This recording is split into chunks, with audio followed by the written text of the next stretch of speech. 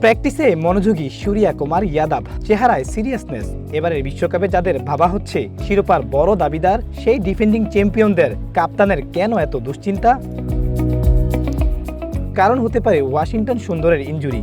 বিশ্বকাপে স্কোয়াডে আছেন ঠিকই, কিন্তু পাজরের চোটে আসরের প্রথম থেকেই তাকে পাওয়া নিয়ে আছে অনিশ্চয়তা। অন্যদিকে ইনজুরি কাটিয়ে তিলক ভার্মার ফেরা স্বস্তি দিলেও প্রশ্ন জাগাচ্ছে, আদৌ কি আগের ফর্মে বিশ্বকাপ মাতাতে পারবেন এই ব্যাটার? মহেন্দ্র সিং ধোনি অবশ্য ভারতের টি-20 বিশ্বকাপের শিরোপা ধরে রাখার ব্যাপারে বেশ আত্মবিশ্বাসী। দেশটির ইতিহাসের সফলতম অধিনায়ক ধোনির বিশ্বাস, বর্তমান ভারতীয় দলে স্কিল আর অভিজ্ঞতার কোনো কমতি নেই। বড় আসরে ভারতের পথে যদি কেউ চ্যালেঞ্জ ছুড়ে দেওয়ার সামর্থ্য রাখে, তবে সেটা প্রাকৃতিক দুর্যোগ, অন্য কোনো দল নয়।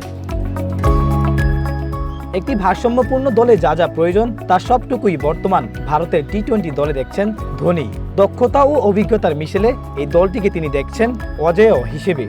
2007 সালে যার হাত ধরেই প্রথম টি-20 বিশ্বকাপ জিতেছিল ভারত, সেই কিংবদন্তির চোখে রোহিত বিরাটদের উত্তরসূরিরা এবারও হট ফেভারিট।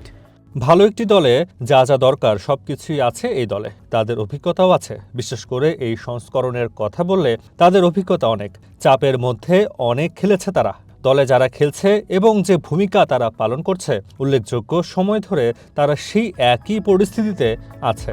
টি-20 বিশ্বকাপে বর্তমান চ্যাম্পিয়ন দল ভারত এবারও বিশ্বকাপ শুরু করেছে পরিষ্কার ফেভারিট হিসেবেই। Swipe Ahmed, one sports.